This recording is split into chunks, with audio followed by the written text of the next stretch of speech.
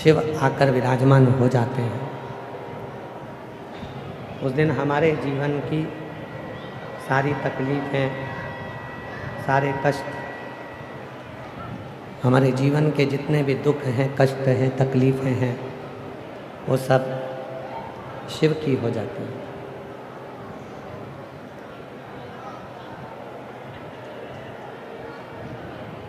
एक लोटा जल लेकर जब हम शिव जी के मंदिर जाते हैं, घर से जल भरकर, पानी भरकर, लोटे में जल लेकर जब हम भगवान शंकर के मंदिर में पहुंचते हैं शिव को जल चढ़ाने के लिए, भगवान शंकर को जल समर्पित करने के लिए, भरा हुआ पात्र लेकर, लोटा लेकर, भरा हुआ पात्र लेकर, लोटा लेकर, जल लेकर जब हम शंकर जी के मंदिर में पहुंचते हैं और वहाँ जल समर्पित करते हैं, आपका पात्र आप वापिस लेकर आते हैं। कभी विचार करिएगा कि घर से गए तो लोटा भरकर जल लेकर गए, वापिस आए 2-4 बूंद उसमें शिव जी का चढ़ा हुआ जल लेकर आए, थोड़ा सा जल शिव जी का चढ़ा हुआ लेकर आए। मतलब हमारे जीवन का जितना भार था, जो हमारे भीतर भरा हुआ था, आसक्ति हो, अहम हो, तृष्णा हो, मोह हो, जो भी हमारे ज़िंदगी में हमारे भीतर भरा हुआ है, वो सब हमने ले जाकर शिव के ऊपर चढ़ा दिया और उनके चरणों का 2 बूंद, एक श्रद्धा, एक विश्वास, ये दोनों चीज़ लेकर अपने घर की ओर आ गए, अपने घर पर।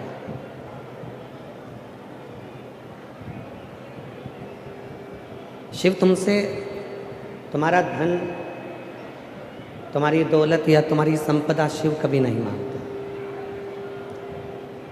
भगवान शंकर आपसे कभी धन और दौलत या संपदा कभी नहीं मांगते। भगवान शिव यदि आपसे मांगते हैं तो केवल एक सच्ची भक्ति और एक विश्वास।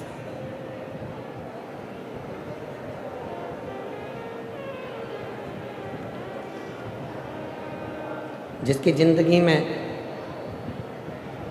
श्रद्धा,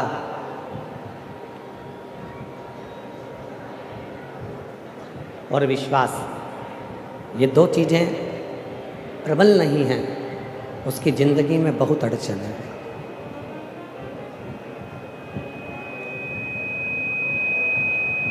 वो जीवन में फिर कभी सफल नहीं हो सकता, वो जीवन में कभी सक्सेस नहीं हो सकता, क्योंकि उसके जीवन में ना श्रद्धा है, ना उसके जीवन में विश्वास है।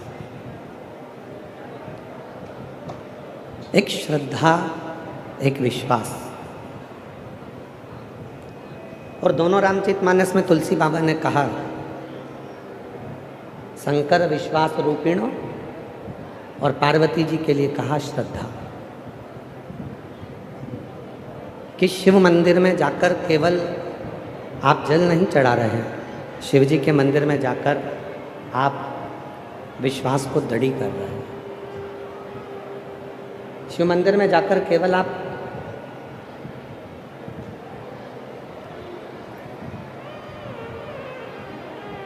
आवाज़ें खोलो भाई, बाहर के पंडालों की आवाज़ें खोलिए, सब दूर की। भीतर भी आवाज़ कम है तो बाहर भी आवाज़ कम होगी, अंदर भी स्टेज पे आवाज़ कम है तो बाहर की आवाज़ें जितनी भी हैं सब दूर की खोल लीजिए। शिव को हम केवल शिव के पास में जा रहे हैं, भगवान शंकर के नज़दीक जा रहे हैं, शिव जी की शरणागति में जा रहे हैं, भगवान शंकर के पास जा रहे हैं, तो एक विश्वास और एक श्रद्धा, 2 चीज़। एक विश्वास में और दूसरे नंबर पर है श्रद्धा। कितनी दृढ़ है कितनी प्रबल है आपके भीतर, यह आपके ऊपर निर्भर करता है।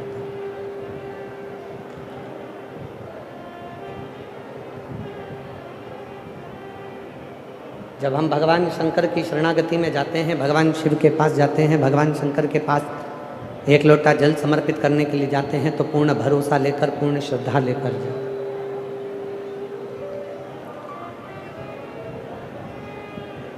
कितने तरह के रोगी संसार में हैं।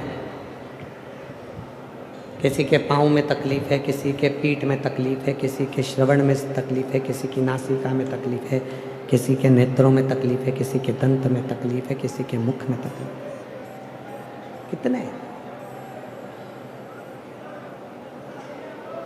एक नेत्र का रोगी, अरे आवाज खोल दो भाई, उधर पीछे की आवाज खोलो ना पंडालों की। एक नेत्र का रोगी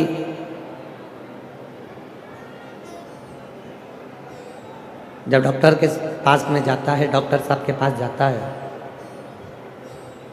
तो वो नेत्र का रोगी डॉक्टर के पास जाकर कहता है, डॉक्टर साहब मेरी आंखों से दिख नहीं रहा, तकलीफ है मेरे नेत्रों।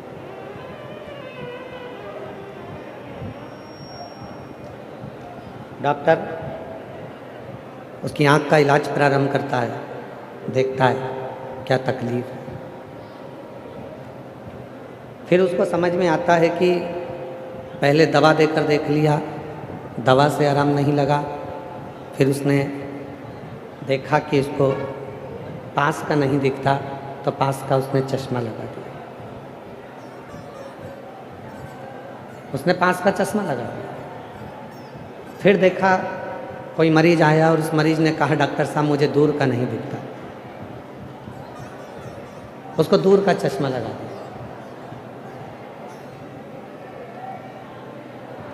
पर कोई कोई मरीज ऐसा होता है कि उसको पास का भी नहीं दिखता और दूर का भी नहीं दिखता। तो डॉक्टर इतना होशियार रहता है कि एक ही चश्मे में 2 गिलास लगाता है। ऊपर से देखोगे तो दूर का दिखेगा और नीचे से देखोगे तो पास का दिखेगा। चश्मा एक ही है, गिलास 2 हैं, कांच 2 हैं।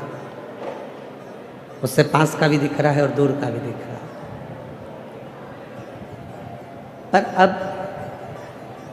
आज जो कलिकाल चल रहा है, इस कलिकाल में अब चश्मे का काम खत्म हो गया, अब लेंस का काम चालू हो गया। अब डॉक्टर चश्मा नहीं लगाता, लेंस लगा देता है। उस लेंस से तुम्हें अच्छा दिखना प्रारंभ हो जाता है। वो लेंस।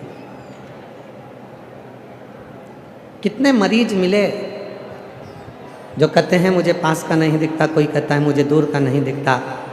आज तक जिंदगी में एक मरीज ऐसा डॉक्टर के पास नहीं पहुंचा कि मैं बहुत दिनों से जल चढ़ा रही हूं, मुझे मेरा महादेव नहीं दिखता। वो कब दिखा? मेरे नेत्रों पर कोई ऐसा चश्मा चढ़ जाए, मेरे नैनों पर कोई ऐसा चश्मा चढ़ जाए जिससे मेरा महादेव का दर्शन हो जाए। मेरे नेत्रों पर कोई ऐसा चश्मा चढ़ जाए जिससे मुझे मेरे राम का दर्शन हो जाए। मेरे नेत्रों पर कोई ऐसा चश्मा चढ़ जाए जिससे मुझे मेरे कृष्ण का दर्शन हो। डॉक्टर कह देगा वो चश्मा मेरे पास में नहीं है। पर वो चश्मा यदि किसी के पास मिल सकता है तो किसी संत के पास, किसी साधु के पास, किसी सच्चे गुरु के पास वो चश्मा मिल जाएगा। और गुरु चश्मा नहीं लगाता, आपको गुरु चश्मा नहीं देगा। उसको मालूम है ये 2 नेत्र इसके खराब हो गए हैं, इसलिए सच्चा गुरु, जैसे शंकर जी के 3 नेत्र हैं, तो सच्चा गुरु आपको बिठाकर आपका एक नेत्र ज्ञान का खोल देगा, जिससे तुम्हें राम, कृष्ण और शिव नजर आने लगेगा। सच्चा, जिसको ज्ञान चक्षु कहते हैं।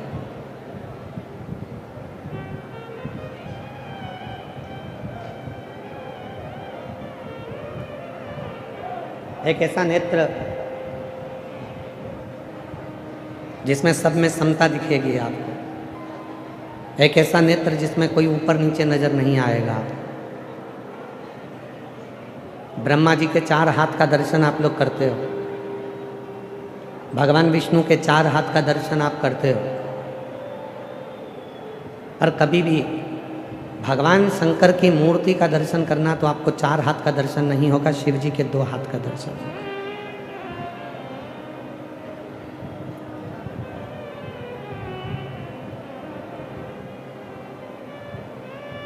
शिव जी के केवल 2 हाथ का दर्शन आपको होगा। या तो शिव जी अपनी तप मुद्रा में बैठे होंगे, हाथ में डमरू होगा, त्रिशूल होगा, 2 हस्त मेरे शंकर भगवान अपने रखते हैं, 4 हाथ बहुत कम रखते हैं। 4 हाथ की जरूरत तो शिव जी को जब लगती है तभी वो 4 हाथ का दर्शन देते हैं, वरना मेरे भोलेनाथ अपने 2 हाथों को अपने पास में रखते हैं। शिव 2 हाथ के, ब्रह्मा जी के 4 हाथ, भगवान विष्णु भी 4 हाथ में दर्शन देते हैं, पर मेरे शिव 2 हाथ में दर्शन देते हैं।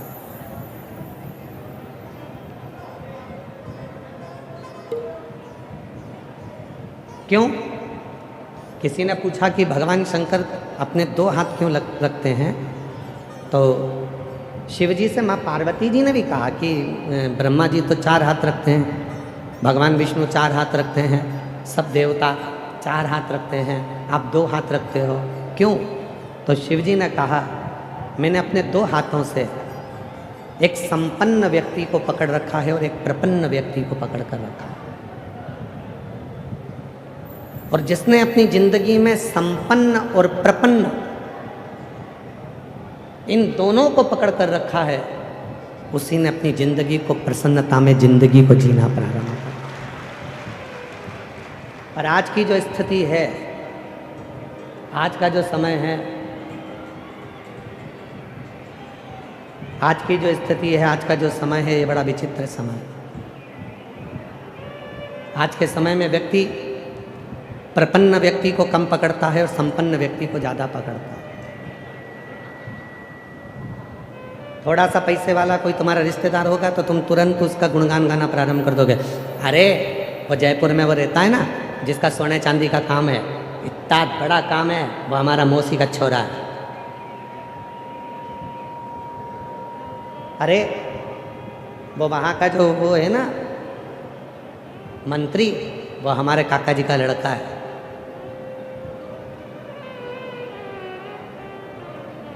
आज के समय में जितने मिलते हैं वो संपन्न व्यक्ति का परिचय देते हैं।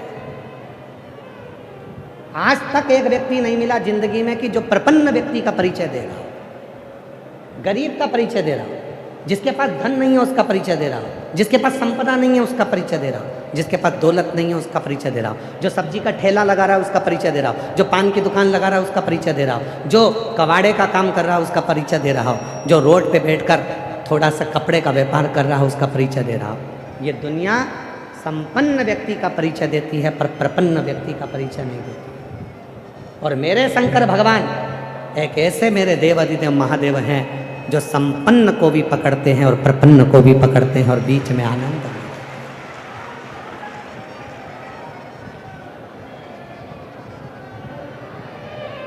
शिव यदि लंका के राजा रावण का गुरु बनते हैं, शंकर भगवान यदि लंका के राजा रावण को सोने की लंका देते हैं, तो भस्मासुर को भी भस्म होने का आशीर्वाद देते हैं।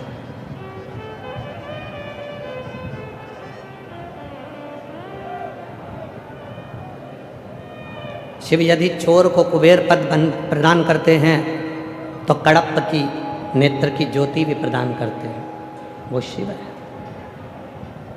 उनके पास संपन्न और प्रपन्न दोनों ही बराबर, दोनों बराबर, संपन्न भी बराबर है और प्रपन्न भी बराबर है।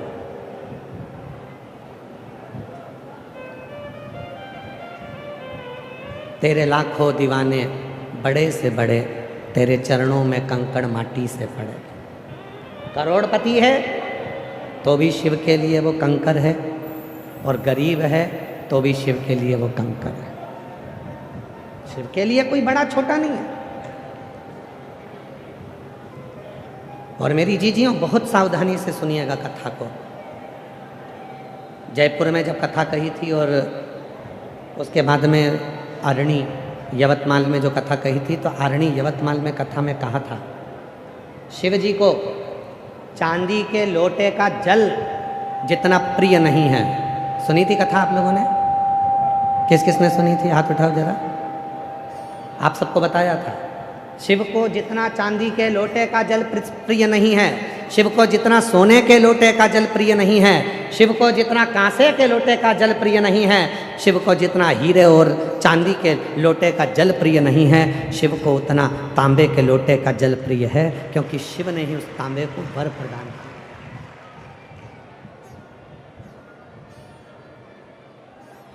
और कोई तुमसे कह दे, कोई तुमसे आकर कह दे कि शंकर जी को चांदी का लोटे का जल ही प्रिय है, तो समझ लेना पक्का मूर्ख बना रहा है।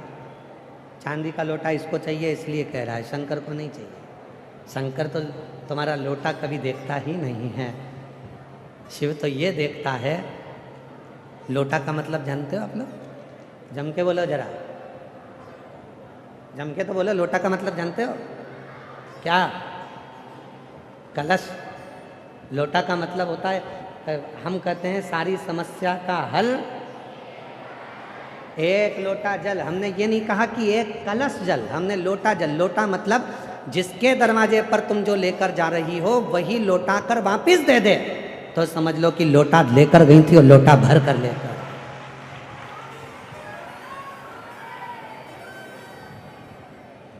हमने कलश नहीं कहा। अपने जीवन में जितनी शिव महापुराण की कथा करी है 30-32 सालों में, उन पूरी कथाओं में केवल एक ही बात कही कि सारी समस्या का हल एक लोटा जल। लोटा का मतलब है देना और लौटा कर वापिस दिया, लौटा कर ला।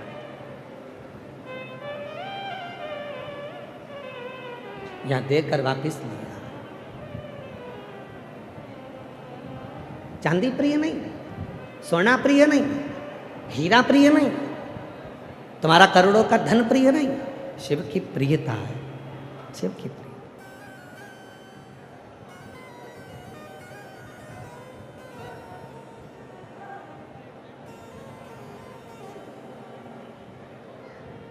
शिव की प्रिय। कहाँ से लाऊं गंगा, कहाँ से लाऊं यमुना। एक व्यक्ति कह रहा था कि शिव जी को प्रसन्न करना है तो गंगा का जल होना जरूरी है, शिव जी को प्रसन्न करना है तो यमुना का जल होना जरूरी है। शिव महापुराण की उमा संहिता कहती है, अगर तुम्हारे भाव शुद्ध है तो तुम्हारे घर का जल जैसे ही शिव को चढ़ता है वैसे ही वो गंगा जल बन जाता है, यमुना जल बन जाता है। कहाँ से लाऊं गंगा, कहाँ से लाऊं यमुना, कहाँ से लाऊं सरयू अपार पड़ी रे। ओ भोले तेरी सेवा हमसे ना बनी रे। ओ भोले तेरी सेवा हमसे ना बनी रे। कहाँ से लाऊं लड्डू, कहाँ से लाऊं पेड़ा, कहाँ से लाऊं लड्डू, कहाँ से लाऊं पेड़ा, कहाँ से लाऊं बर्फी वो शक्कर चढ़ी रे। कहाँ से लाऊं बर्फी वो शक्कर जड़ी रे। भोले तेरी सेवा हमसे ना बनी रे। ओ भोले तेरी सेवा हमसे ना बनी रे। हमारे पास गंगा का जल नहीं है।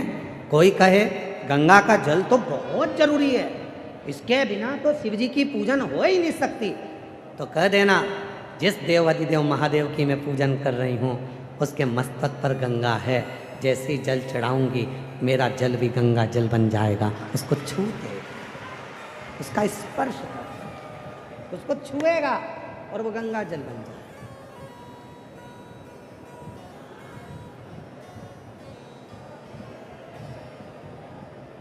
भविष्य पुराण में लिखा है चरण किसके छूना चाहिए। भविष्य पुराण में लिखा है कि चरण किसके छूना चाहिए कलिकाल में? तो भविष्य पुराण में लिखा कि चरण उसके छूना जिसके आचरण अच्छे हों, और जिसके आचरण अच्छे ना हो वो कितनी भी ऊंची गादी पर क्यों ना बैठा, उसके चरण छूने की जरूरत नहीं है। फिर अपने माता पिता और अपने पति के चरण छू। आचरण की श्रेष्ठता है तो चरण भी छू। चरण छूने का मतलब मालूम है आप लोगों को?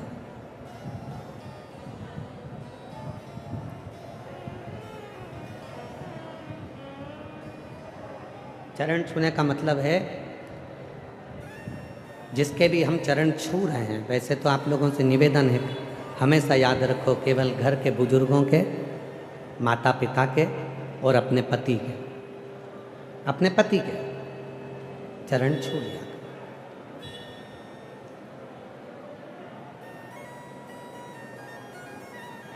और हमारा पतियों से भी निवेदन है।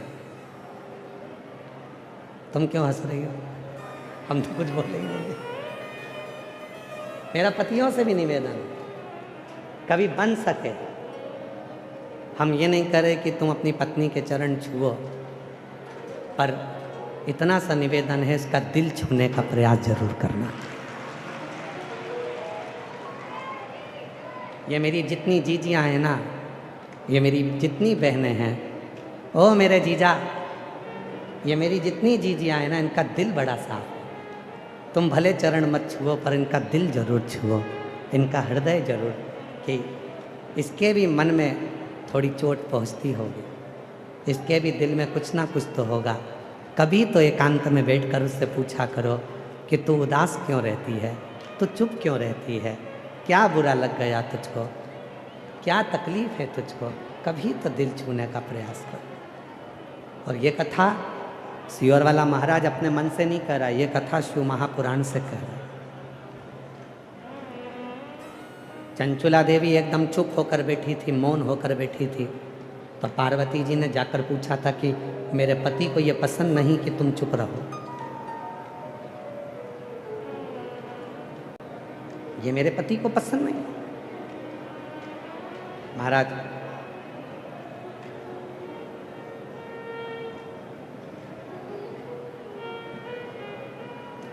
दिन भर मुंह फुलाकर भगोने जैसा मुंह बनाकर घर में बैठी रहो तो ये किसको पसंद आए?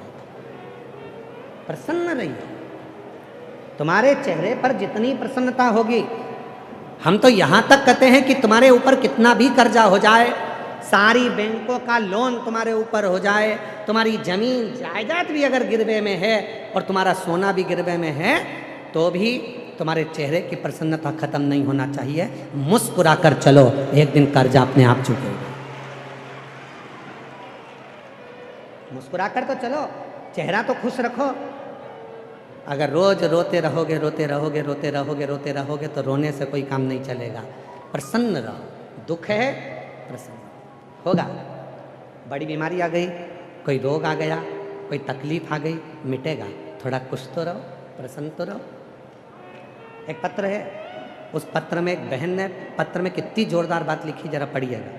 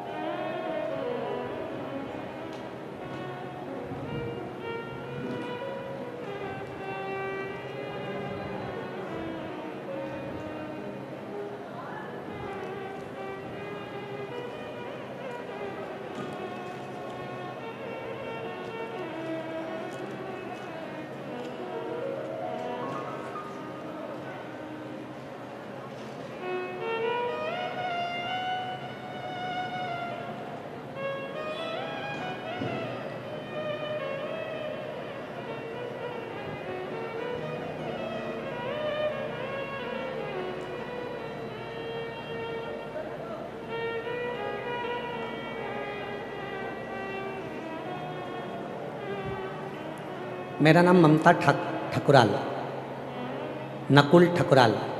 मेरा मोबाइल नंबर ये है। गुरुदेव, कोटि कोटि प्रणाम करती हूँ। एक लोटा जल का क्या गुणगान करूँ। मेरी जेठ की बेटी को ब्लड कैंसर हो गया था। जयपुर के महात्मा गांधी अस्पताल में इलाज चल रहा था। कैंसर लास्ट स्टेज पर था और 13 दिन से वेंटिलेटर पर डॉक्टरों ने डाल दिया था। डॉक्टरों ने कह दिया था घर ले जाओ। पत्र एलईडी पर चल रहा है, आप लोग पढ़ सकते हैं। नहीं चल रहा। एलईडी वालों से निवेदन है, बार बार नहीं कहना पड़े, आप लोग इसको टच करो ना, जिससे ये पत्र वहाँ चले। रोज रोज एक ही बात थोड़ी ना कहेंगे हम।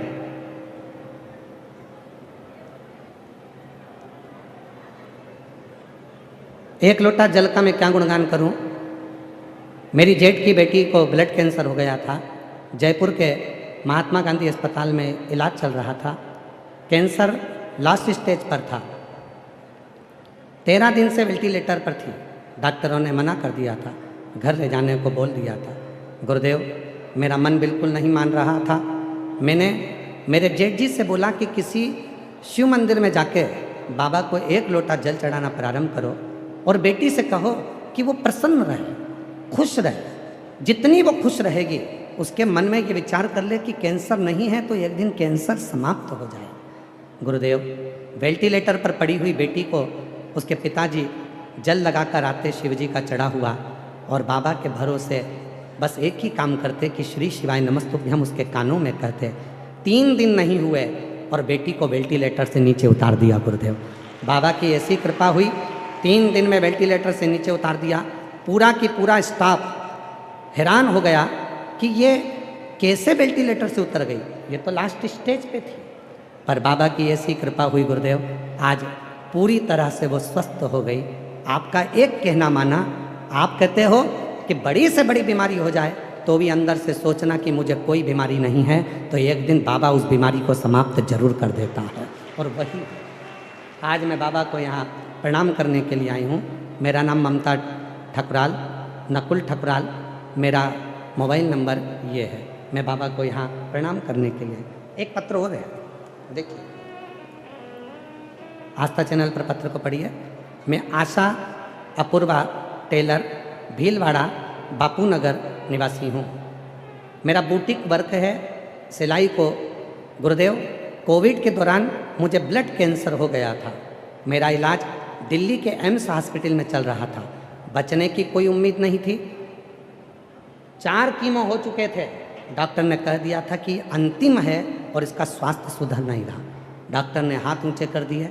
जब सब दूर से हार गए, तब मेरी नंदोई ने कहा, वो सीहोर वाला बाबा कहता है कि शिव के मंदिर में अगर एक फुलेरा बांधा जाए और बेलपत्र चढ़ी हुई सिराने पर रखी जाए, आराम लगना प्रारंभ होता है। और मेरे परिवार वालों ने शिव का नाम लेकर, कुंदकेश्वर का नाम लेकर वही किया। और आज 5 वर्ष हो गए, मैं पूरी स्वस्थ होकर बाबा की कृपा से अपना बुटीक चला रही हूँ और शिव की कृपा से मैं स्वस्थ हूँ। शिव की कृपा। कहीं बैठी हूँ, आशा अपूर्वा टेलर, भीलवाड़ा, बापू नगर निवासी। कहीं बैठी हूँ तो आ सकती हूँ। शिव तत्व किसको कहते हैं? भगवान शंकर की पवित्र कथा किसको कहते हैं? शिव की मूलता किसको कहते हैं? एक आपका विश्वास, एक आपकी दृढ़ता, एक आपका भरोसा शिव के प्रति, शिव के प्रति। और जब तक विश्वास पूर्ण नहीं होगा तब तक शिव नहीं मिल सकता। जब तक विश्वास पूर्ण नहीं है तब तक शिव नहीं मिलेगा। शिव को पाने का सबसे सुंदर तरीका है आपका भरोसा, आपका भरोसा। और शंभु शरणे पड़ी मांगू घड़ी रे घड़ी, दुख काटो दया करी ने दर्शन आपो। शंभु शरणे पड़ी मांगू घड़ी रे घड़ी दुख काटो दया करीने दर्शन आपो। शिव को विश्वास पर, भरोसे पर, दृढ़ता पर जीता जा सकता। मुस्कुराओ। दुख आ गया, तकलीफ आ गई, कष्ट आ गया, कर्जा बढ़ गया, टेंशन बढ़ गया, तो भी अपने चेहरे की मुस्कुराहट को समाप्त मत होने। तब भी अपने चेहरे की मुस्कुराहट को समाप्त मत होने। मुस्कुरा, आ गया आ गया। हमें कोटा के एक सुमित उनके लड़के का नाम है और हरि कृष्ण उनके पिता का नाम, चौहान है वो। उन दोनों का स्मरण आता है। कोटा के जब शर्मा जी कथा कराए तब उस समय पर हमारा वहाँ जाना हुआ, तो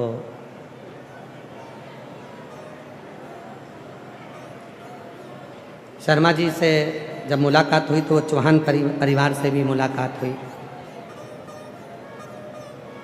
और चौहान परिवार ने जब बताया कि गुरुजी 19 साल हो गए हमारे यहाँ औलाद नहीं, तो हमने कहा कि हम तो ऐसे कुछ बताते नहीं हैं और हम कुछ जानते भी नहीं, हमें मालूम भी नहीं है और ना हम कुछ जानते। पर इतना जरूर है, आप अपने मन से निकाल दो कि मेरे घर में 19 साल हो गए और औलाद नहीं है। आप आज से ही अंदाजा लगा कर बैठो, आज से आपकी चित्तवृत्ति में यह अंदाजा लगा कर बैठ जाओ कि मेरे घर में 4 महीने के अंदर, 3 महीने के अंदर मेरा भोलेनाथ मेरे घर में मेरी पत्नी की गोद में औलाद दे देगा।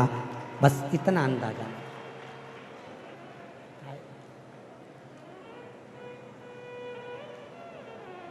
उनका एड्रेस तो हमको स्मरण में नहीं है, बस नाम का स्मरण है, सुमित चौहान, और उनके पिताजी का नाम हरि कृष्ण। तो कुछ महीने के बाद में जब वो सीहोर आए, मिले, हम शर्मा जी की कथा में मिले थे गुरुजी। बाबा की कृपा से गर्भ ठहर गया और बेटी ने जन्म लिया, बेटी आई। हमने कहा, डॉक्टर कह दिए थे कि नहीं होगा, लोगों ने मान लिया था नहीं होगा, पर आपने सोच लिया। और यहाँ कितनी मेरी जीजियाँ बैठी हैं, कितने मेरे जीजा बैठे हैं, जितनी मेरी जीजियाँ, जितने मेरे जीजा बैठे हैं, अगर तुम्हारे घर में भी भले कर्जा हो गया, टेंशन आ गया, बीमारी आ गई, या तुम्हारे गर्भ से बच्चा नहीं है, तो भी तुम आज शिव महापुराण की कथा से यहाँ की मिट्टी को आरती के बाद अपने हृदय से लगाकर ये विश्वास कर कर जाना कि 3 महीने में मेरा बाबा मेरा दुख मिटा देगा और मेरे घर में खुशियाँ लाएगा। तो लाए, वो खुशियाँ लाकर देगा, आए। 3 महीने। कृपा का क्या है भरोसा, कब किस पर हो जाए, जरा सी हम पर कर दो, जरा सी हम पर कर दो। आपके भतीजी के यहीं पर कैंसर हुआ था, बाबा की कृपा से पूरी ठीक हो गई है। एक बार जोरदार ताली बजाकर स्वागत करिए।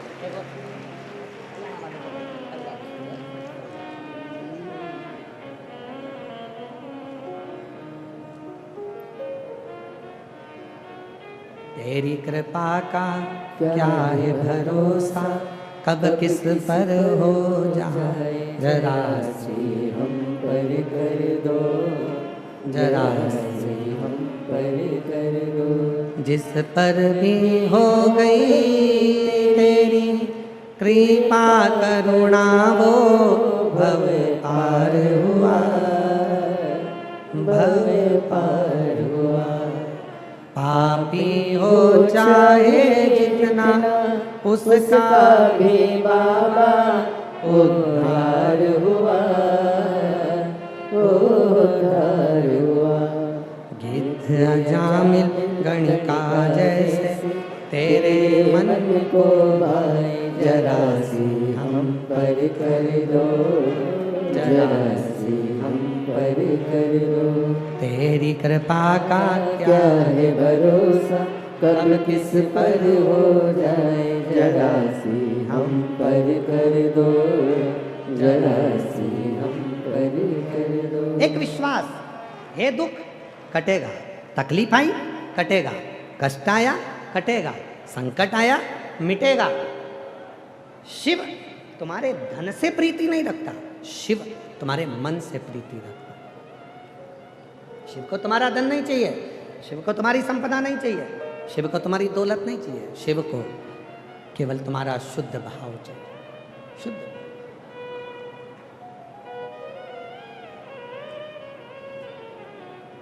संपदा से शिव कभी प्रसन्न नहीं होने वाला। जो लड़के लड़कियां कहते हैं कि मैं सीए की पढ़ाई कर रही हूं और मेरा क्लियर नहीं हो रहा, जो बच्चे कहते हैं मेरी सरकारी जॉब नहीं लग रही, जो बच्चे कहते हैं मेरी नौकरी नहीं लग रही, उनको हम कहते हैं कि एक बार शिव महापुराण की कथा पर भरोसा कर कर मेहनत को 4 गुना करो, परिश्रम 4 गुना करो, 10 जगह का एग्जाम दो और अपनी पढ़ाई को बढ़ाओ। और जब एग्जाम देने जाओ तो बेलपत्री की बीच वाली पत्ती पर शहद लगाकर फिर जाओ और बाबा को साथ विचार कर कर जाना, बाबा सब सफलता क्यों नहीं देगा।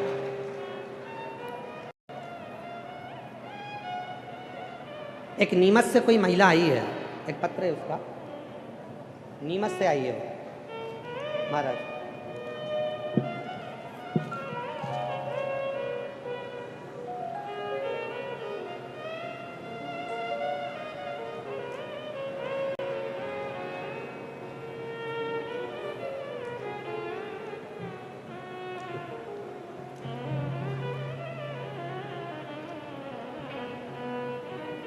अब जरा पत्र को देखिएगा, एलईडी पर पत्र पढ़िए और आस्था चैनल पर पत्र पढ़िए, जरा ध्यान दीजिएगा।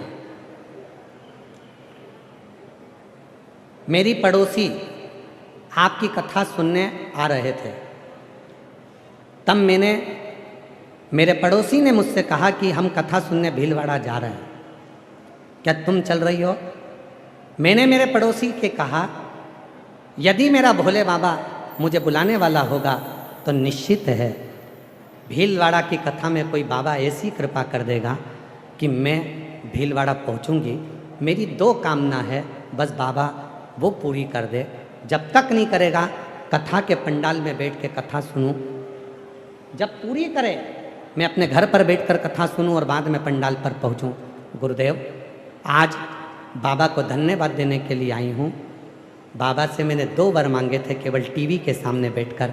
जो मेरी बेटी ने एग्ज़ाम दिया है वो और मेरी छोटी बेटी ने जो एग्ज़ाम दिया है वो, दोनों का रिजल्ट उनके पक्ष में आ जाए। आज बाबा को धन्यवाद देने के लिए आई हूँ। मेरी बड़ी बेटी पूनम का रिजल्ट आ गया 9/4/2026 को मेरी बेटी मध्य प्रदेश पुलिस में सिलेक्ट हो गई। गुरुदेव, मेरी छोटी बेटी आईटी सेक्टर में उसको भी जॉब मिल गया। मैं बाबा को आज कथा में पंडाल में केवल प्रणाम करने के लिए आई हूँ। एक दिन में मेरे बाबा ने वो कर दिखाया जो दुनिया में कोई नहीं कर सकता। 9 तारीख को ही मेरी बड़ी बेटी को भी मिला और 9 अप्रैल 2026 को ही मेरी छोटी बेटी को भी मिला। आज मैं उनको प्रणाम करने, राजेंद्र जी यादव कहीं बैठे हों तो आ सकते हैं, जिन्होंने पत्र लिखा है 9/4, राजेंद्र यादव कहीं बैठे हों तो आ सकते। राजेंद्र, एक शिव पर करा भरोसा, शिव पर किया विश्वास, शिव पर करी दृढ़ता आपको फलित होती है। किस भरोसे पर है? आज आप मेरी जितनी जीजियां बैठी हैं, जितनी मेरी बहनें बैठी हैं, जितनी मेरी बेटियां बैठी हैं, जितने बेटे बैठे हैं, जितने मेरे बुजुर्ग माँ बाप बैठे हैं, दड़ी बनकर जाना। आज भीलवाड़ा की भूमि पे मैं इस कथा के पंडाल से आज मेरे बाबा को अपने मन की बात आरती होने के बाद वहाँ की मिट्टी को अपने हृदय से लगा कर कह कर जाना, शंभू बहुत तकलीफ में हूँ, तू चल मेरा दुख मिटा। मेरी औलाद नहीं तू औलाद दे, कर्जा हो गया तू चुका दे। बाबा मेरी हिम्मत मत कम करने देना। बाबा को अपने मन का भाव कहकर जब तुम जाओगे, 3 महीना तो क्या 1 दिन में भी वो चमत्कार कर कर रख देता है। ऐसी कृपा कर ऐसे दयालु नाथ से रिश्ता निभाए, ऐसे दयालु नाथ रिश्ता बनाइए, मिलता रहेगा आपको जो कुछ भी चाहिए, मिलता रहेगा आपको जो कुछ भी चाहिए। ऐसा करिश्मा होगा जो हुआ कभी नहीं, ऐसा करिश्मा होगा जो हुआ कभी नहीं। मांगा है भोलेनाथ से वरदान एक ही, तेरी कृपा बनी रहे जब तक है जिंदगी, तेरी दया बनी रहे जब तक है जिंदगी। मांगा है भोलेनाथ से वरदान एक ही। उससे प्रार्थना तो करो, उससे निवेदन तो करो, उससे विनती तो करो। हम विश्वास को दृढ़ बनाकर जाए, भरोसे को दृढ़ बनाकर जाए। हम फिर निवेदन करेंगे, शिव महापुराण की कथा में तुम भीड़ बढ़ाने के लिए बिल्कुल मत आओ, क्योंकि भीड़ की जरूरत नहीं है, शिव को भाव की जरूरत है। अगर भाव बढ़ाने के लिए आना हो तो शिव पुराण, जिसको भीड़ की जरूरत है वहां जाओ, जहां भीड़ की जरूरत पड़े वहां भीड़ बढ़ाओ, पर शिव पुराण की कथा में आए हो तो भाव लेकर। और आज ये कथा का पंडाल कर रहा है, 1 2 3 4 5 6 और एक पंडाल और नया लगा दिया, 7 पंडाल में बैठे हुए भक्त का ये भाव कर रहा है। 42 डिग्री टेम्परेचर है आज का भीलवाड़ा का, और आपकी भीड़ बता रही है कि शिव के प्रति आपका भाव कितना है। आप सबके घर में पंखे लगे हैं, आप सबके घर में कूलर लगे हैं, आप सबके घर में एसी लगे हैं, आप सबके घर में ठंडाई है, आप सबके घर में सोफे लगे हैं, आप सबके घर में पलंग लगे हैं, आप सबके घर में टीवियां हैं, आप सबके घर में सारी सुविधा है। चाहते तो घर में रहकर तुम टीवी के सामने बैठकर, एसी में बैठकर, कूलर में बैठकर, पंखे में बैठकर कथा सुनते रहते, पर तुम्हें मालूम है कि मेरे बाप के पास जाऊंगी तो मेरा बाप बिना दिए भेजेगा नहीं, इसलिए 42 डिग्री टेम्परेचर में भी तुम शिव के पास है।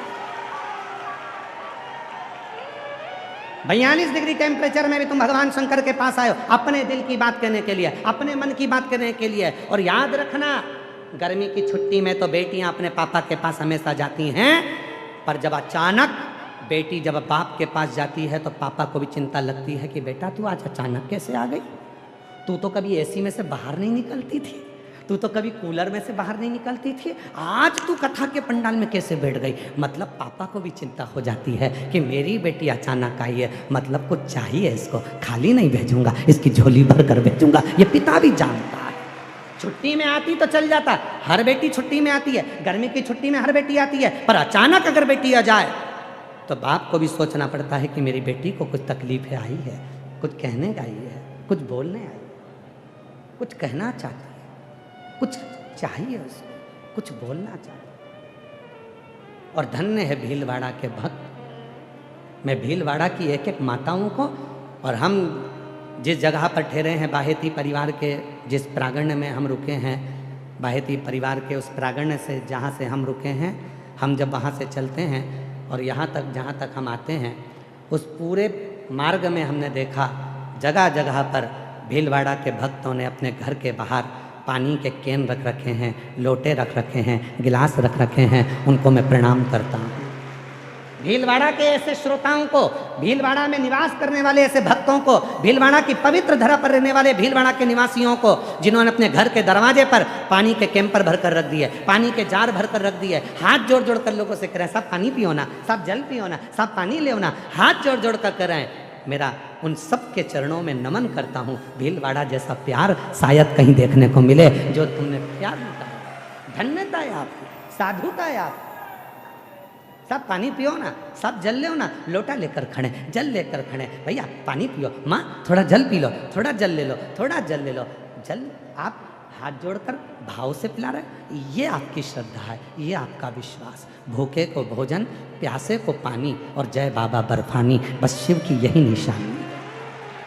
मेरे शंकर की निशानी यही है कि भूखे को भोजन और प्यासे को पानी और जय बाबा बर्फानी। इसलिए शिव महापुराण की कथा में, हर कथा में आप देखते होंगे हजारों लाखों लोग केवल कोई टॉफी बांटे, कोई बिस्कुट बांटे, कोई खाने का बांटे, कुछ कोई बांटे, कोई रात्रि को आ रहा है, आधी रात को। मैं भीलवाड़ा वालों से कहूँगा रात के समय आकर देखना कभी इस पंडालों का नज़ारा, आप कुंभ भूल जाओगे कि हमारे भीलवाड़ा में भी कुंभ भरा है, ऐसा नज़ारा कभी देखने को नहीं मिलेगा। रात को आओ, मेरी जीजियाँ बैठती हैं, भजन गाती हैं, श्री शिवाय नमस्तुभ्यम, कोई भजन में डूबी, कोई नाच रही, किसी को मतलब नहीं।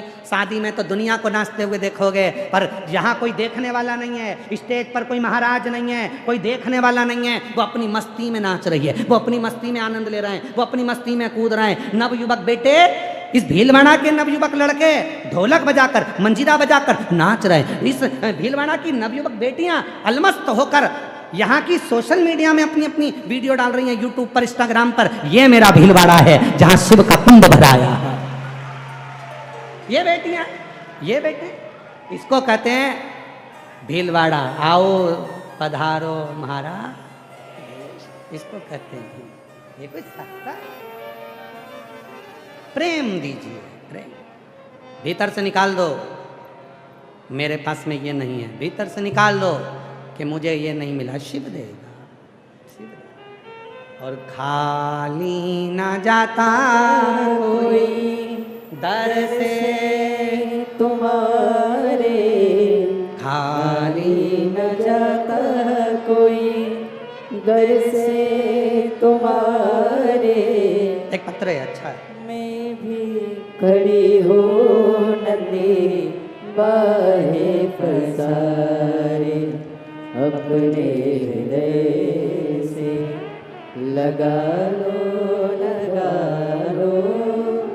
गिरा जा रहा हो, उठा लो भोले अपने दर से, अब तो लगा लो गिरी जा रही हो, उठा लो।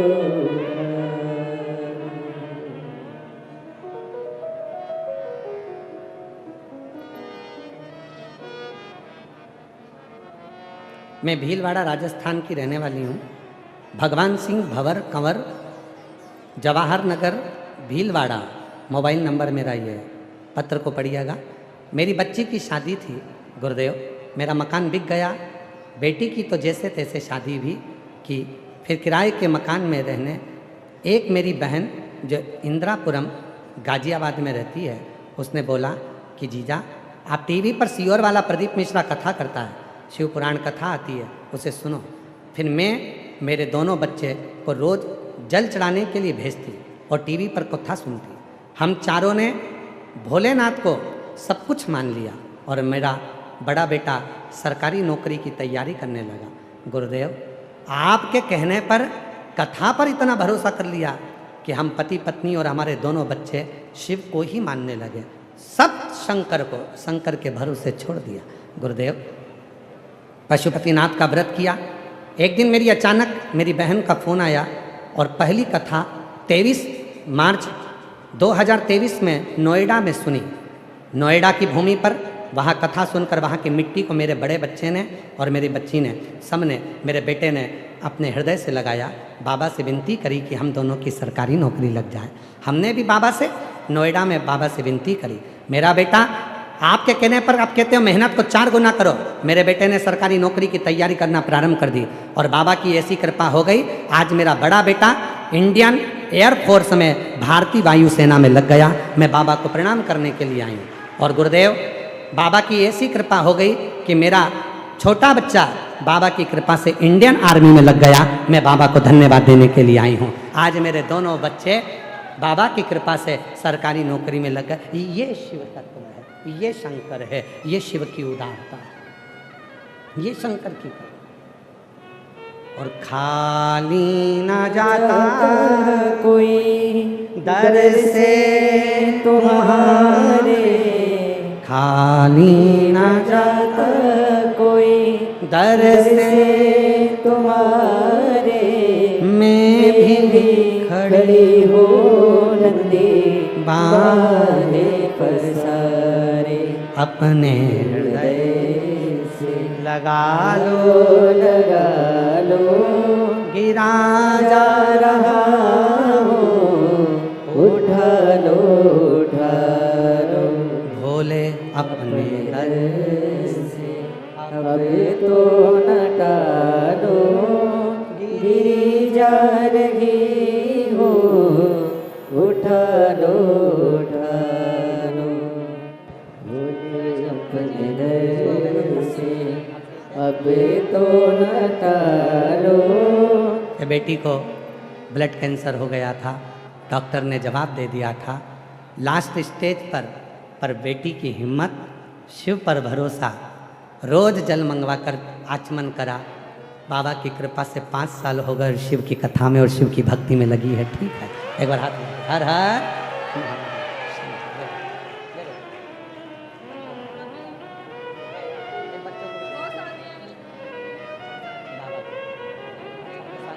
उसमें लिखा आप रोज जल चढ़ाने जाते थे, जल ला कर देते थे, बाबा की कृपा से। दीदी बोल रही हैं हमारे पति रोज जल चढ़ाने जाते थे गुरुजी, जल ला कर देते थे, मेरे को थोड़ा 2 बूंद मुख में डालते, शरीर पर लगाते। आज बाबा की कृपा से, शिव की कृपा से हम ठीक होकर खड़े हैं। ये शिव की उदारता है, ये शंकर।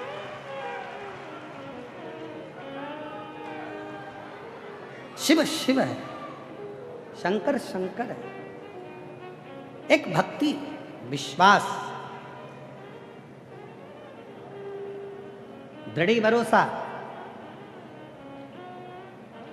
ना सोना चाहिए ना चांदी चाहिए, उसको केवल तुम्हारा विश्वास चाहिए। एक कथा आती है शिव महापुराण की, बड़ी सुंदर कथा है, पर्वत मुनि की। नारद जी के भांजे, देवऋषि नारद के एक भांजे थे जिनका नाम था पर्वत मुनि। सारे देवताओं का दर्शन करने जाते थे और सारे देवताओं का दर्शन पर्वत मुनि को होता था, पर शिव का दर्शन आज तक पर्वत मुनि को नहीं हुआ। जितने देवताओं का दर्शन करने के लिए पर्वत मुनि जाते थे, सबका दर्शन होता था, पर शंकर का दर्शन पर्वत मुनि को कभी नहीं हुआ, कभी।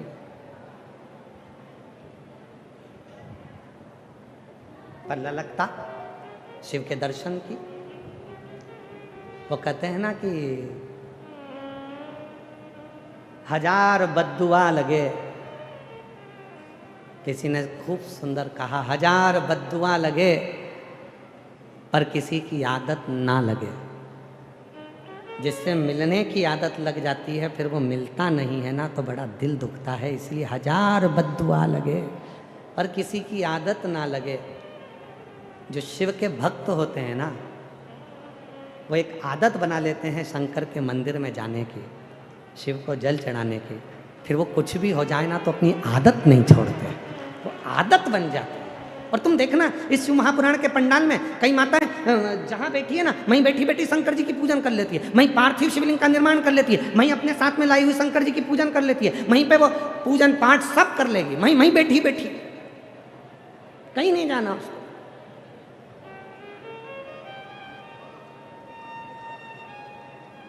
और कई तो शिव पुराण में 7 दिन में इतनी बेस्ट फ्रेंड बन जाती हैं कि इनको इनके घर के लोग अच्छे नहीं लगते जितनी पड़ोसन अच्छी लगने लगती है। और कई इतनी समझदार होती हैं कि वो इतनी पहचान बना लेती हैं, इतनी पहचान, मैं कल आऊँगी तो तुम्हारे लिए भोजन बना लाऊंगी हो। तो उसने भी कह दिया तुम चिंता मत करो, 1:30 बजे भी आओगी ना, मैं तुम्हारी जगह रखूँगी यहीं हो, आजा। और इसी बाजू में अब 1:30 बजे आई, टिफिन लाई, बाजू वाली को खिलाई और बड़े प्रेम से दोनों ने बैठ के कथा सुनी और फिर जाने लगी। तो कल कितनी बजे आएगी? कल प्रेम है, इसने और लुटा दिया भंडार काशी वाले ने, कर दिया माला माल काशी वाले ने, लुटा दिया भंडार काशी वाले ने, करिया माला माल काशी वाले। इंद्र जी का दर्शन हो जाता, भगवान नारायण का दर्शन हो जाता, ब्रह्मा जी का दर्शन हो जाता, देव ऋषि नारद जी से मिलना हो जाता, गरुण वरुण 33 कोटि देवता सबका दर्शन हुआ, पर शिव का नहीं। और पहले भी कहा, आज फिर कहते हैं, जब तक शिव कृपा न करे, जब तक मेरे उगड़दानी की, भगवान शंकर की करुणा दया कृपा ना हो, तब तक शिव का दर्शन हो ही नहीं सकता। शिव नाम में आप डूब ही नहीं सकते। ये उसी तरह जैसे चंचुला देवी ने भगवान तुमरुका जी से प्रश्न करा कि मैंने गुरु मंत्र नहीं लिया,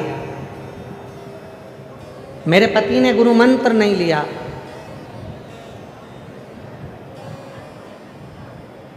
क्या हमारी मुक्ति हो सकती है?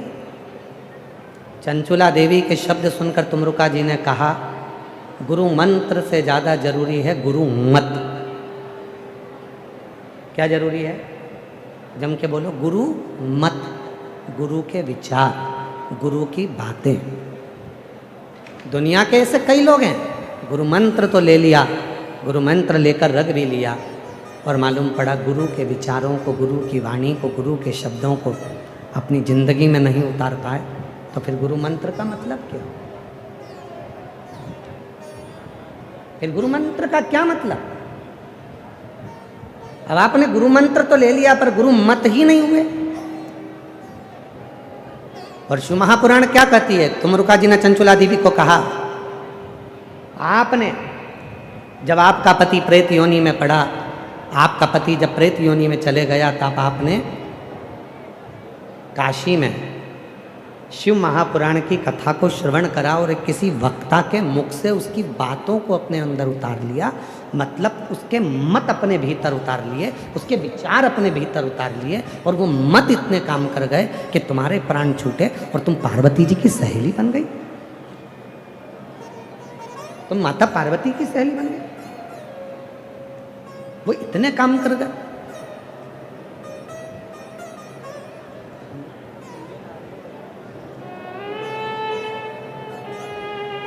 एक बेटे की इंडियन आर्मी में और एक बेटे की इंडियन वायुसेना में नौकरी लगी। एक बार जोरदार ताली बजाएं।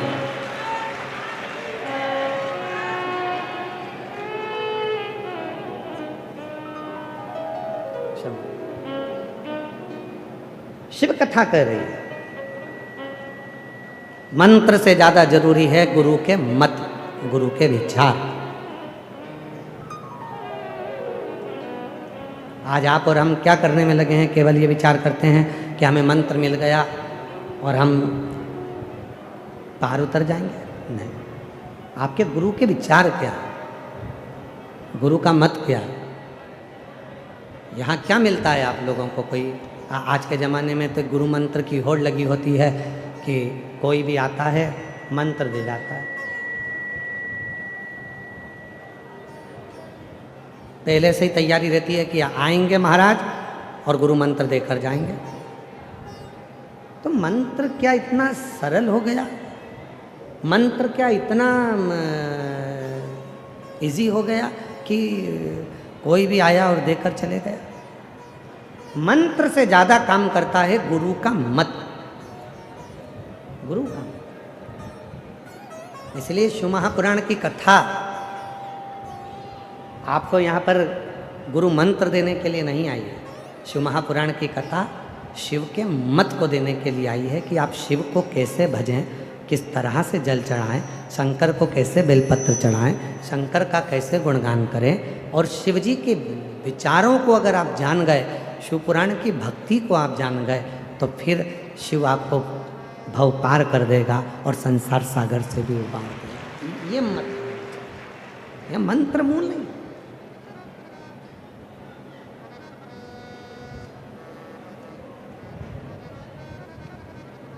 मत की जरूरत है, और वो मत है शिव को जल चढ़ाना, विश्वास रखना, भक्ति रखना।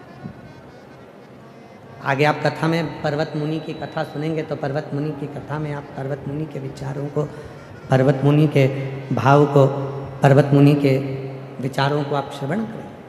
पर्वत मुनि ने देवऋषि नारद जी के पास में जाकर प्रश्न किया कि मैं भगवान विष्णु का दर्शन सरलता में कर लेता हूँ, मैं ब्रह्मा जी का दर्शन सरलता में कर लेता हूँ, मैं इंद्र से जाकर सरलता में मिल लेता हूँ, मैं वरुण से जाकर सरलता में मिल लेता हूँ, पर एक शंकर भगवान ऐसे हैं जिनका दर्शन ही नहीं होता, जो मिलते ही नहीं है। मैं बड़ा परेशान हो गया। भगवान विष्णु से मिलना सरल है, ब्रह्मा जी से मिलना सरल है, राम जी से मिलना सरल है, कृष्ण भगवान से मिलना सरल है, सारे देवताओं से मिलना सरल है, पर शिव से मिलना कठिन है, भगवान शंकर से मिलना बहुत कठिन।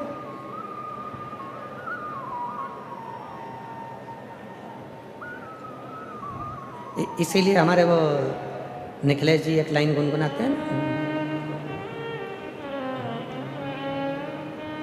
काशी वाले से मिलना बड़ा जरूरी, ओ काशी वाले से मिलना बड़ा जरूरी, और मिलना बड़ा जरूरी, हाँ मिलना बड़ा जरूरी, मिलना बड़ा जरूरी, ओ मिलना बड़ा जरूरी, ओ काशी वाले से मिलना बड़ा जरूरी, और डमरू वाले से मिलना बड़ा जरूरी। शिव से मिलना बड़ा जरूरी है। भगवान शंकर से मिलन कैसे हो जाए, एक बार दर्शन हो जाए, एक बार मैं उससे मिल लूँ, एक बार उसके सामने पहुँच जाऊँ, एक बार उसका दर्शन कर लूँ, उससे मिलूँ तो मैं एक बार मिलूँ तो एक बार मिलूँ। महाराज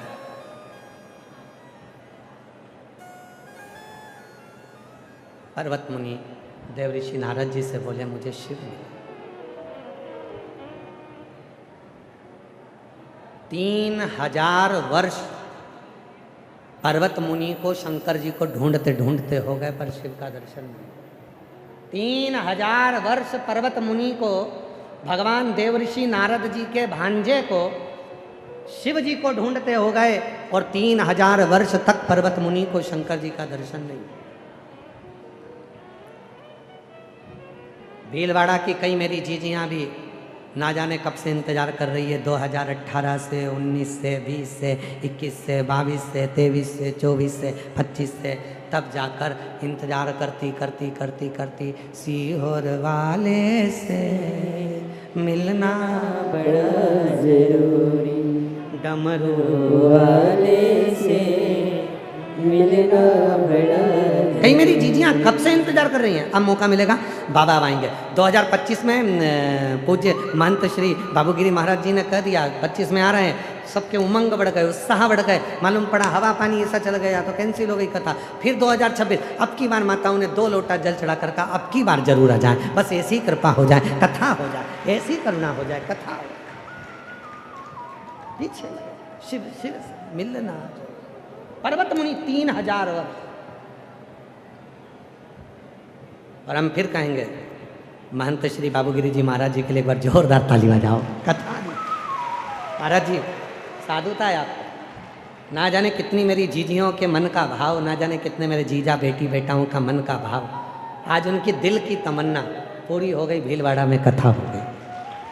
और इसमें मैं यहाँ के क्षेत्रीय विधायक जी कोठारी जी को भी साधुवाद दूँ, और यहाँ की शिव पुराण समिति को भी साधुवाद दूँ, जिन्होंने कर्मठता के साथ में, जागरूकता के साथ कार्य किया, उनके लिए भी एक बार जोरदार ताली। साधु और काशी वाले से मिलना बड़ा जरूरी, और डमरू वाले से मिलना बड़ा जरूरी, मिलना बड़ा जरूरी, मिलना बड़ा जरूरी, मिलना बड़ा जरूरी, मिलना बड़ा जरूरी, सीहोर वाले से मिलना बड़ा जरूरी, डमरू वाले से मिलना बड़ा जरूरी। 3000 वर्ष तक पर्वत मुनि को भगवान शिव नहीं मिले, ढूंढ ढूंढ कर थक गए, मिलते ही नहीं। शिव का मिलना सबसे कठिन काम। हम फिर निवेदन करेंगे, श्रीमद् भागवत कथा को कराना सरल है, रामचरितमानस को कराना सरल है, विष्णु पुराण कराना सरल है, देवी भागवत कराना सरल है, पर शिव महापुराण की कथा कराना सरल नहीं है। शिव जी इतनी परीक्षा लेता है, इतनी परीक्षा लेता है, इतनी परीक्षा लेता है, तब जाकर शिव पुराण की कथा अपने नगर में हो पाती है, तब हो पाती। और आपकी भी बहुत लेगा, आते आते तक परीक्षा लेगा। जाना है, कथा में पहुंचना है। गाड़ी से जा रही थी, काम आ गया, पति गाड़ी लेकर चले गए, कहीं कोई काम आ गया, कहीं कोई काम आ गया, कहीं कोई काम आ गया, सब कर बहुत परीक्षा, तब जाकर शिव अपना बनाता। केवल तुम्हारी परीक्षा नहीं ली है, स्वयं भगवान श्री राम जी की भी परीक्षा भगवान शिव ने ली है।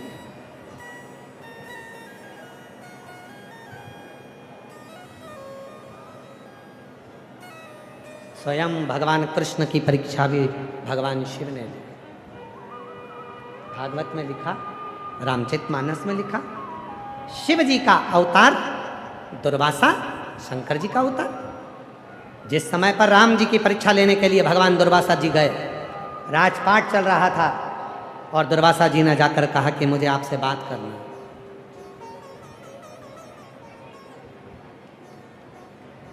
मुझे आपसे बात करना है, पर आपकी और मेरी बात को कोई सुन लेगा तो उसका तुम्हें त्याग करना पड़ेगा। ठीक है, लक्ष्मण जी को बाहर, भरत, हनुमान जी को बाहर, भरत जी को बाहर, शत्रुघ्न को बाहर, सबको बाहर कर दिया। बात करना प्रारंभ करी, इतने में लक्ष्मण का आगमन हो गया। भगवान दुर्वासा बाबा ने कह दिया, अब इसका त्याग करो तुम। लक्ष्मण जी का भी त्याग करवा दिया था भगवान राम से। इतनी परीक्षा शिव जी लेते हैं। दुर्वासा शिव का अवतार, और केवल राम जी की परीक्षा नहीं, गए द्वारकापुरी में आवाज लगाने लगे दुर्वासा बाबा, मुझे मेहमान रखो, मुझे मेहमान रखो। गुस्सा बहुत आता था दुर्वासा बाबा को, कोई मेहमान नहीं रखता था। कौन मेहमान? मुझे मेहमान रखो, मुझे मेहमान रखो, कोई मेहमान नहीं रखे। तब भगवान कृष्ण उनको मेहमान रख लिए। एक कुटिया में निवास करा बाबा ने। परीक्षा लेने गए थे शिव जी दुर्वासा के रूप में, कुटिया में निवास करा। दुर्वासा बाबा ने कहा, सुनो कृष्ण, मुझे जो चाहिए मुझे ला कर देना पड़ेगा तुरंत, वरना मैं श्राप दे देता हूँ। भगवान कृष्ण ने कहा, ठीक है, आप जो मांगोगे मैं दूंगा। कुटिया में रह रहे थे। कभी तो दुर्वासा ऋषि सीरा मांगते, कभी खीर मांगते, कभी पूड़ी मांगते, कभी भजिया मांगते। दुर्वासा जी के लिए भगवान द्वारकानाथ 56 भोग रोज बनवा के रखते, इसलिए आज भी द्वारकापुरी में रोज 56 भोग बनता दुर्वासा जी के लिए। एक दिन दुर्वासा बाबा ने अपनी कुटिया में आग लगा दी, बाहर जाकर खड़े हो गए। कुटिया धड़क कर जलने लगी, आग बुझाने वाले आ गए। भगवान कृष्ण दौड़कर आए, दुर्वासा ऋषि की कुटिया में आग लगी कैसे? इतने में दुर्वासा जी पीछे से थपथपा कर बोले, आग मैंने लगाई, मेरी मर्जी, मैं तो मेहमान हूं, आग भी लगा सकता हूं। कई मेहमान तुम्हारे घर में भी ऐसे आते हैं आग लगाने वाले, इसलिए थोड़ा सावधान रहना। मैं मेहमान हूं, आग लगा सकता हूं। आग लगा दी, कुटिया तो जल रही थी। दुर्वासा बाबा कहते हैं कि मुझे रथ में बैठकर भ्रमण के लिए जाना, पर उससे पहले मुझे खीर खाना। आग लगी कुटिया में, दुर्वासा बाबा खीर मांग रहे हैं। द्वारकानाथ ने दूतों से कहा, जल्दी खीर लेकर आओ। खीर लेकर रुक्मिणी जी भागी, कृष्ण भगवान के हाथ में दी। भगवान कृष्ण ने खीर लेकर दुर्वासा बाबा को दी। दुर्वासा बाबा ने खीर खाई, आधी खीर खाकर कृष्ण पर फेंक दी।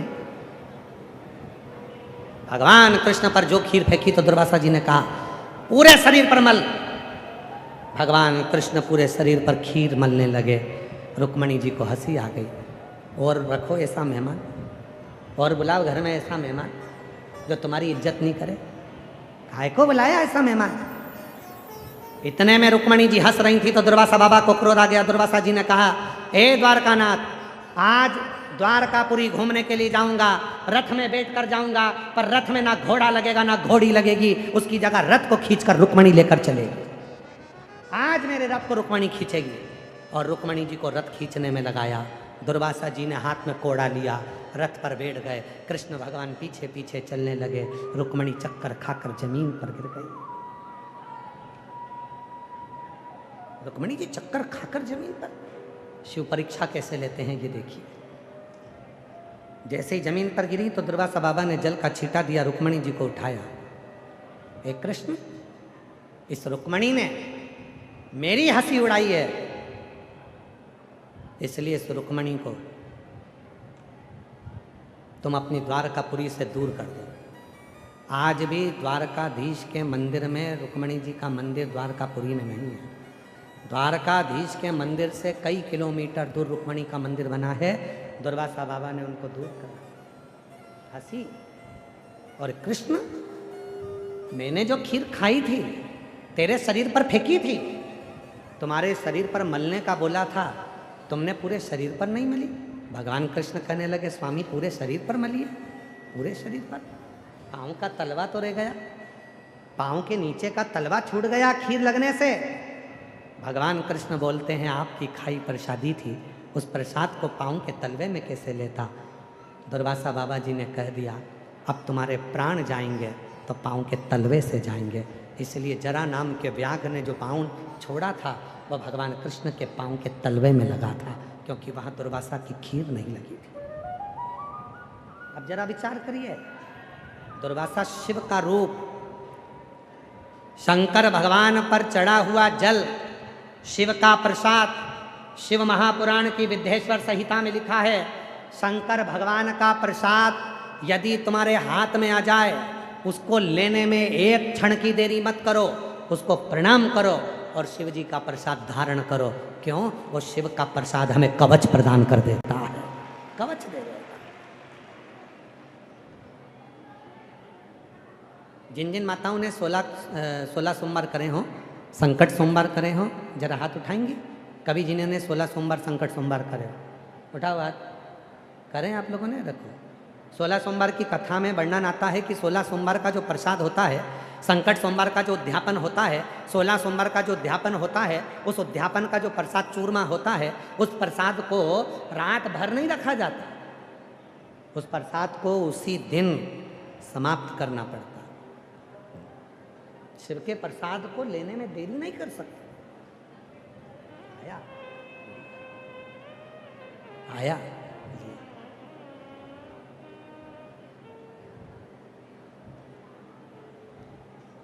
भंडारा गए हो? हम महाराष्ट्र वाले भंडारे की बात नहीं कर रहे, हम यहीं पे भंडारा चल रहा है उसकी बात कर रहे हैं। भंडारा गए हो? अरे बोलो तो जम के। यहाँ जो कथा का जो भंडारा चलता है ना, उसका कभी दर्शन करा तुम लोगों ने कि नहीं करा? करा? बड़े बड़े सेठ जिनके घर में कोई 4-6 नौकर लगे हैं, वो भी भंडारे की लाइन में लगकर प्रसाद को पाने के लिए तैयार खड़े हैं। क्यों? उनको मालूम है ये शिव महापुराण का वो प्रसाद है जिसको लिया और कवच धारण कर लिया, जिंदगी में से रोग को मुक्त कर लिया।